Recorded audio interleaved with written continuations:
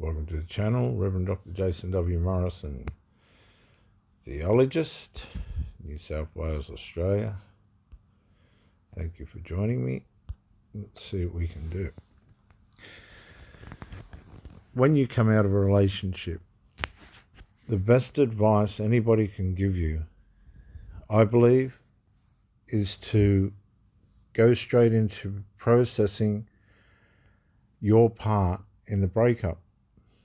Now, that might take 5 minutes. You might just have been totally abused, totally misunderstood, totally misrepresented, totally neglected, totally betrayed, totally ignored, whatever, right? It could take 5 minutes and you know what the problem was, how it got where it did, and then you go into your healing phase. But you better make sure, right, you better be responsible and accountable to yourself as to what you did and didn't do to play a part in the breakdown of the relationship. Because in some instances, this can get very, very tricky. Okay? Very, very, very, very tricky. And it can be complicated if it triangulates. Now, if it's an external third party that's a betrayal, or in one of these compromising situations where you or the partner's gone emotional outside the relationship and you're betraying it, and this can happen with children, but let's look at it as in another woman or another man, you have to take responsibility for that. You have to take accountability for that. And you better ask yourself, how did you end up in that situation if you really want to develop and grow into a trustworthy, integral human being? This can happen with children as well, which is way more complicated and more prevalent than we realize. Not many counsellors get into the damage that children can do to relationships and to their parents. But it's prevalent. And usually what happens is once the third person in the relationship, which is the outsider, be it the adult child's partner or the adult's partner, they turn in on themselves. They'll get a period of celebration and euphoria. Well, I'm glad that's over and now we can get on with where we're at. But once the euphoria wears off and reality strikes again, it really hasn't improved anything or changed anything. As a matter of fact, things are worse. It can be quite devastating for the people that have lost their partner for the wrong reasons. And it can cause severe mental health issues, terrible conflict, senses of betrayal inside the domestic environment. A horrible sense of abandonment comes over the person in the form of betrayal and regret. If they're alcoholics or drug addicts, they turn to the drug to try and kill the pain, which brings more sickness and illness. If they're all reliant on these substances and the substances begin to run out or people aren't contributing to the way they should, it causes more conflict. If the person's not being responsible or accountable, they'll go into a victim mentality, which most of them already are, perpetual victims. That's why they've ended up where they have. And it just spirals out of control. They might get a rebound that lasts for a while, only to turn in on itself, which brings more confusion, more failure. There's no sense of healing. It's just desperation. Okay, it's like a dog chasing its tail with fleas, and it's just getting its tail You ever seen a dog when its teeth are just gnawing into where the fleas are? And chomp, chomp, chomp, chomp, chomp, chomp, chomp. That's what this is like. One of the other aspects of this is the adult child may lose the partner because of the parent. The parent can lose the partner because of the child. Causes terrible confusion and conflict, because if the parent loses the partner because of the child and the child's got a partner, well, guess what? The parent's not going to feel too good about the child and their partner, are they? And again, you get this inner war, these little wars, like little atomic wars going on inside the domestic dwelling, and it's all mental warfare, psychological warfare, and it's all covert. And on the surface, these people will seem like they're getting on, but underneath there's this terrible hatred starting to build, and resentment and conceitedness, a sense of betrayal when it should have been honour. But there was nothing honourable in the results. And you can't fool your conscience. So you can fool every other part of yourself, but we cannot fool our conscience. That's the part that we're accountable to, whether we like it or not. And that's why I started the talk by saying, look, whatever happens, you've got to face yourself in the mirror. Because the worst person you can lie to is yourself. If you can lie to yourself, you can lie to anybody else. It's not going to matter. And you're in a charade. Who's the master of lies? Yes, lying is a dark triad attribute. I'm sorry to break the news. I am so sorry to break the news. Lying's probably up there with the best, given that the dark triad himself is what? The father of lies. See, dark triad attributes and characteristics are more prevalent than we are prepared to admit. And we all use them day by day. If we're not careful, that is. And you know what? This is something that you don't hear very often. You can actually use these things against yourself, to harm yourself, without even harming anybody else. You're harming yourself and maiming yourself. I've got out of several relationships as soon as I started to feel resentment. As soon as I started to feel resentment towards the unresolved, it was time for me to go. Because resentment's part of the micro characteristic dark triad attributes. Resentment's one of the great destroyers of love. And I guess in some ways we've overcomplicated it. With all these fancy names and all these just call evil, evil. Call lying, lying. Call cunning, cunning. Do you know how many forms of clinical names there are for cunning and cleverness and all this? Using the brilliance of the mind to bring about evil and all the strategies that are necessary thereof.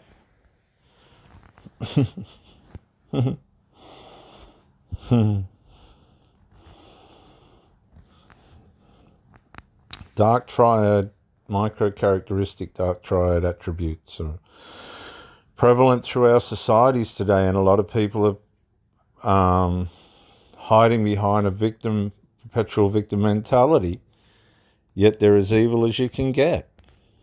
That's the problem that's coming out of all this mental health psychology now. The rescuing of people from manning up and strengthening up. You're actually, a lot of this stuff, saving them from accountability and responsibility through medications and other sorcery and medication applications.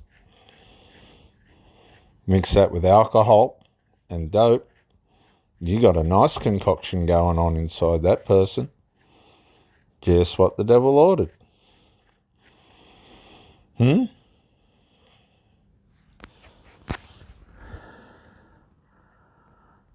why a lot of these people, they want company, but they don't feel worthy. What they're saying is, I will take your company, but when it all comes down to it, I'm really not going to be able to be anything of any value because I'm not worthy. It's a cop-out. And if you hear people saying shit like this, believe them. Believe them. They're trying to tell you, I'm dangerous. You're better off not being with me. I'm sorry. And if you don't listen, you're a fool. If somebody says I'm a liar or a cheater at the start of the relationship, believe them. If somebody says they're too tired or I'm going to be late, believe them. That's the future of the relationship. That's it, right there in front of you. There's no energy in any of it. It's all draining. It's all destroying. It's all destructive. Tells you straight away, these people are destructive. Take it from an old fool. I know. You cannot change.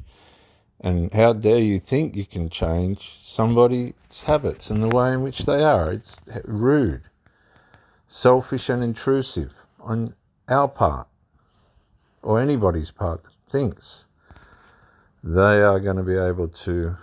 How many people have gone into relationships thinking, I'm going to change that person, only to end up on their ass with egg on their face?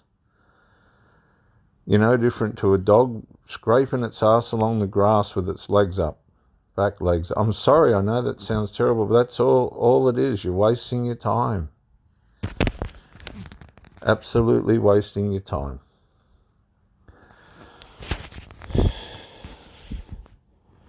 If you've come out of a relationship, whether you were dropped or not, whether you did the dropping or the discarding or whatever the situation was, you be honest with yourself and face it. If you got triangulated and they're trying to sabotage you, and they usually get away with it one way or another, people wear out with it, couldn't be bothered.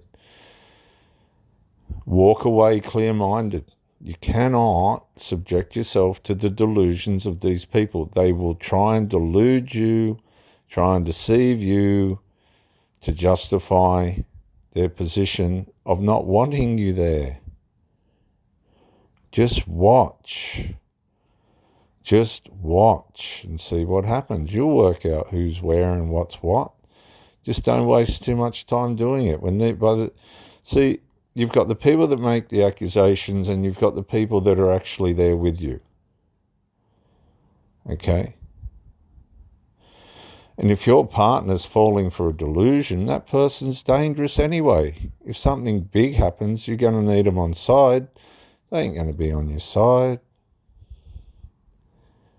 Not when it comes to the particular problem at hand anyway. You can have wonderful times with people. Glorious times, like, honestly. And then something bloody stupid will just wreck it all up. And when you need your partner the most, guess what? You find out where they're at. It's not where you think. I'm sorry.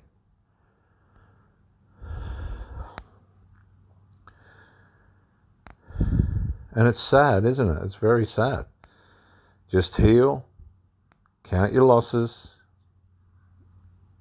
make sure you did the best you could, move on, and the universe will open doorways for you, and hopefully for them as well. We all live and die by our choices. Make the right choices. Go against your loyalty. Go against your faithfulness. Keep them in order. But you've got to get past all that. Cult people. You know how hard it is to help somebody come out of a cult?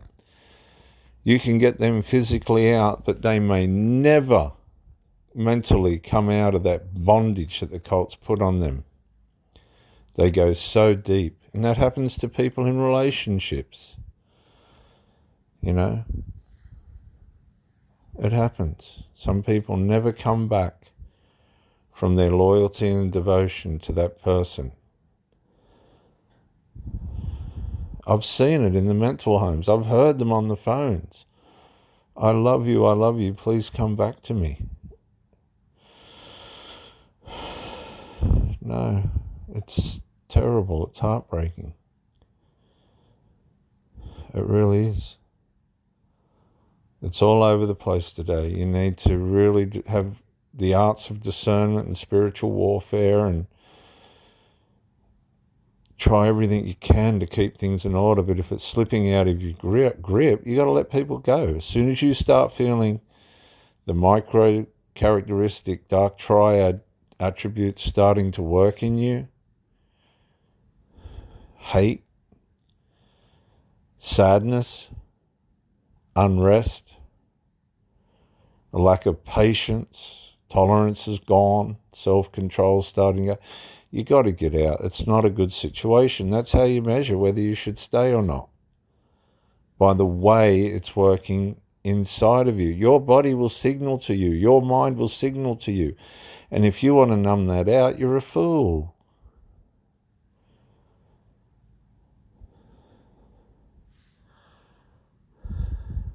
Let the triangulators go and strangle somebody else and just give yourself time. Give yourself time. They disappeared anyway. Once they were exposed, they all run away. Like little cockroaches into their little cockroach hole where they got all their dirt and filth. Yeah. Don't be fooled. Call it what it is. You did your best. You played a good part. You were honest. You didn't steal. You didn't lie. You didn't cheat. You were always there. You played your part. And let's just make this clear. You better have been emotionally there as well. Okay? You don't turn up pissed or stoned or whatever. You don't go down the shop and come back with no shopping and no money. You get what I'm saying? You got to turn up whole. So many relationships get lost because of alcohol and drugs. Is it all that worth it? No. No. People want clarity. They want the security of that. But if you're in combat with drug addicts and shit, that never goes well. No, not for them or you.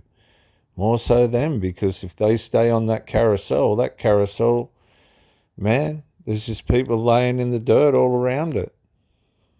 You know, look at yourself the way that you should.